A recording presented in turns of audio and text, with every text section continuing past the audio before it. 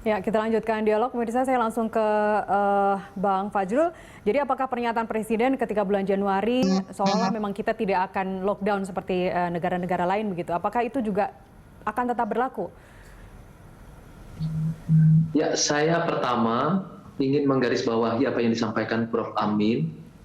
Kewaspadaan itu menjadi sangat penting saat ini dan juga saat-saat yang akan datang, terutama disiplin protokol kesehatan yang 5M tadi yang ditekankan oleh beliau.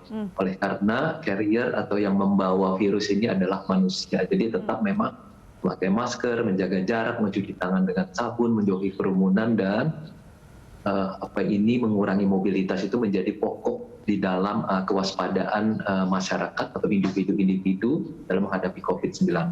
Kemudian yang kedua, saya ingin tekankan juga dalam upaya menghadapi 1,5 juta orang yang akan pulang mudik ini. Nah, ini kan pemerintah sudah menyiapkan baik dari pihak Kementerian Kesehatan, kemudian Kementerian Perhubungan, kemudian pihak keamanan itu sudah menyiapkan di cukup banyak tempat untuk memberikan gratis testing swab antigen itu sebagai bagian dari upaya berjaga-jaga. Kemudian ketiga, kemarin Presiden dalam menindaklanjuti pidato beliau pada hari Senin yang lalu tentang 15 provinsi, itu beliau kemarin mengunjungi Riau, Mbak Prof. Amin. Pada intinya beliau ke Riau untuk menyampaikan kembali apa yang sudah disampaikan tentang kewaspadaan khususnya kepada 15 provinsi. Karena Riau ini provinsi yang tren kenaikan jumlah kasus aktifnya cukup tinggi. Misalnya saja data 16 Mei 2021 itu tingkat kesediaan tempat tidur atau ruang isolasi COVID-19 dan ICU di provinsi ini mencapai 52%, lebih tinggi dari rata-rata nasional yang 29%. Jadi selain beliau menyampaikan kepada semua kepala daerah, beliau langsung turun ke Provinsi Riau untuk menegaskan bahwa di tempat di provinsi ini betul-betul harus berhati-hati karena tingkat kenaikan.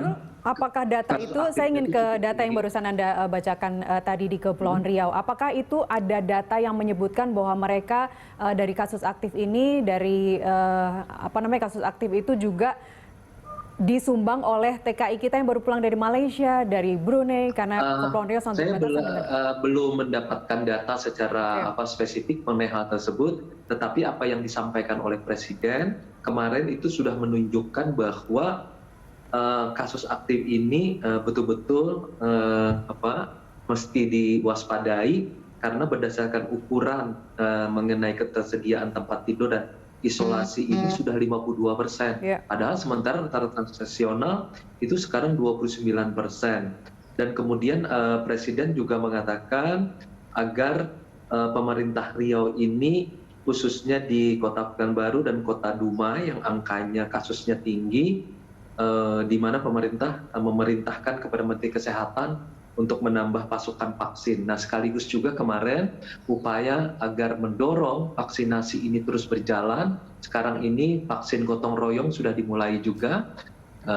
Diharapkan dengan demikian ada semacam akselerasi dalam hal ini. Kemudian pertanyaan Mbak tadi, yang pertama, tentu saja Presiden kan tidak bisa meramalkan mengenai apa yang akan terjadi, termasuk apa yang terjadi kasus di India, kemudian lockdown di negara tetangga kita, Singapura dan Malaysia, tetapi Presiden selalu mendorong agar kewaspadaan selama setahun ini. Selama setahun lebih ini betul-betul kita belajar, Mbak. Seperti yang disampaikan tadi oleh Prof. Amin, bahwa vaksin ini bisa terus bermutasi. Kemudian yang kedua, yang terpenting, semua tenaga kesehatan kita ini juga sudah mendapatkan pengetahuan yang lebih banyak dan lebih baik dalam menghadapi itu yang dimaksud Presiden endurance, itu yang dimaksud Presiden ketahanan? Betul. Baik. Ya, ketahanan kita itu salah satunya adalah yaitu kemampuan kita untuk terus-menerus beradaptasi dan terus-menerus berinovasi dalam menghadapi kasus COVID-19 ini. Yang terpenting memang setahun ini selain kita belajar bahwa kita bisa menangani COVID-19 dengan lebih baik walaupun ada kasus mutasi dan segala macamnya, kita juga secara sosial ekonomi sudah mulai membaik karena pertumbuhan ekonomi kita juga sudah mulai ke arah positif dan diharapkan di kuartal kedua besok yang akan datang ini sudah positif. Jadi artinya kemampuan masyarakat beradaptasi baik secara kesehatan maupun juga dalam kehidupan sosial ekonominya juga sudah membaik. 1 tahun betul-betul kesempatan yang belajar luar biasa. Kita berhadapan dengan virus yang juga terus bermutasi, tapi kita juga kemampuan beradaptasi kita juga terus bermutasi menjadi Prof. lebih Amin, baik. Anda melihat langkah-langkah strategis, kebijakan selama ini yang diterapkan, apakah Anda melihat itu sudah dalam on the right track? Apa yang perlu dibenahi? Ya, saat ini ada, kalau boleh saya pakai satu kata, namanya fortifikasi. Fortifikasi itu bisa diartikan dua hal. Satu, memperkuat diri kita sendiri. Jadi kita sering bicarakan, kalau kekebalan kita bagus, ya, kekebalan yang spesifik maupun yang non spesifik itu bagus, maka kesempatan atau risiko infeksi akan lebih kecil. Ya, di sisi itu yang individual ya. Di sisi yang lebih besar lagi, semakin banyak orang yang memiliki kekebalan, tentu kita harapkan herd immunity itu akan tercapai. Nah, tapi di pihak lain, fortifikasi itu juga bisa diartikan membentengi baik skala kecil maupun skala besar ya. Artinya dalam skala besar itu kita harus lebih kuat membentengi batas-batas negara kita. Artinya saat ini kita mungkin tidak bisa menghentikan sama sekali arus lalu lintas manusia, ya, baik yang warga negara Indonesia sendiri yang pulang dari luar negeri ataupun warga negara asing yang datang ke Indonesia. Nah, tetapi apa yang harus kita lakukan di perbatasan itu yang harus kita perketat untuk memastikan bahwa tidak ada orang yang masuk itu dengan membawa virus yang tidak kita inginkan. Bagaimana cara mengartikan diperketat itu, Prof? Kalau sekarang atau kemarin Prof Wiku mengatakan wajib karantina mandiri 5 hari bagi yang pulang dari mudik, kemudian bagi yang dari luar negeri juga wajib karantina mandiri. Tapi ini kan juga sekali lagi kebijakan kita kan selalu ada diskresi. Misalnya anggota DPR yang ke luar negeri kemudian pulang hanya melakukan tes swab dan tidak ada karantina mandiri, mereka sudah bisa bertugas, masih bisa bekerja, termasuk juga dengan rombongannya. Bagaimana membaca atau mengartikan yang Anda sampaikan tadi, diperketat, seperti apa? Ya, sebetulnya prinsipnya tidak ada satupun yang boleh lolos. Ya, jadi screening kalau kita screening itu pasti harus, dan kalau toh tidak akan dilakukan karantina di satu tempat yang disediakan, mereka yang mendapatkan perlakuan khusus harus tanda petik dikarantina di tempatnya masing-masing, ya, dan itu dipastikan satu tidak menyebarkan virus yang mungkin mereka bawa. Yang kedua, memastikan bahwa mereka semua dalam keadaan sehat ya, karena sekali virus itu terbawa masuk ya, kemudian bisa menyebarkan ke misalnya angka reproduksinya 2 saja, berarti 1 menyebarkan ke 2 orang, maka pada siklus yang berikutnya menjadi 4, 8 dan seterusnya. Nah, jadi kalau itu sudah menyebar ke orang-orang lain, maka semakin sulit kita melakukan tracing, tracing dan tracking, ya, dan itu dikhawatirkan itu akan menyebarkan lebih luas. Jadi intinya adalah di perbatasan itu kita betul-betul harus disiplin ya, artinya semua yang masuk harus ada mekanismenya yang pasti untuk menjamin bahwa virus itu tidak masuk dari luar, ya.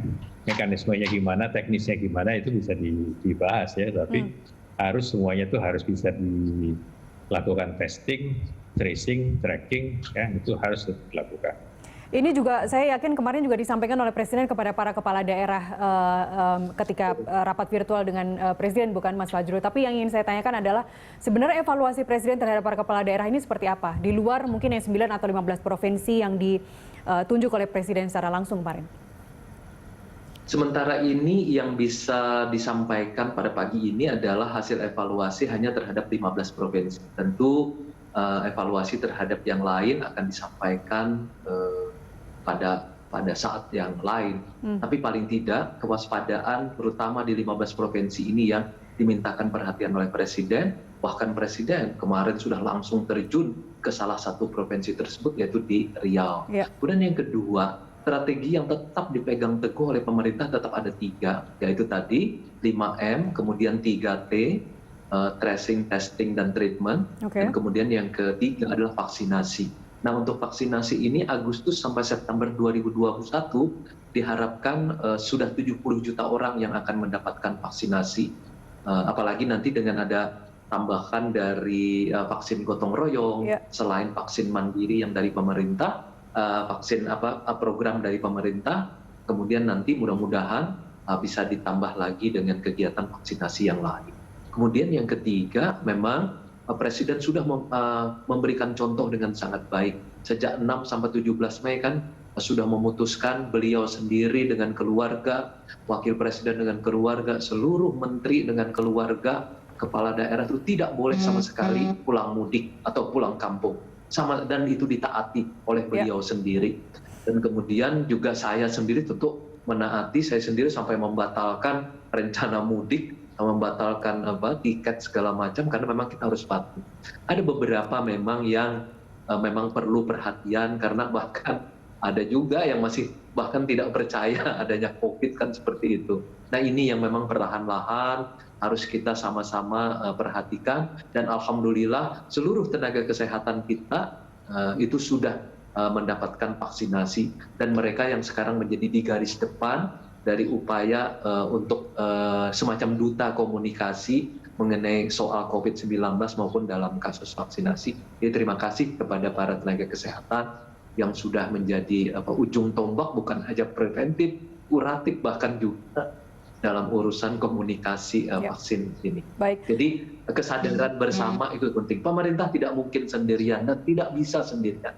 Kalau tidak dibantu oleh masyarakat, dibantu oleh perguruan tinggi, media massa, kemudian juga dunia usaha, itu tidak mungkin kita berhasil melawan COVID-19 yang melanda 220 negara di dunia ini. Ya, sebagai daya tahan, ketahanan atau endurance 1 tahun saja, disabar-sabarin 1 tahun saja, nggak usah kemana-mana dulu. Seperti himbauan Presiden. Baik, Bang Fajrul dan Prof. Amin, terima kasih telah bersama kami pagi ini. Sehat-sehat selalu. Terima kasih banyak. Terima kasih. Terima kasih Wal Faidin, Muhammad, Khairan Batin, semua pemirsa berita semua. Sama-sama, terima kasih. Dan pemirsa informasi lainnya masih akan kami hadirkan usai jeda.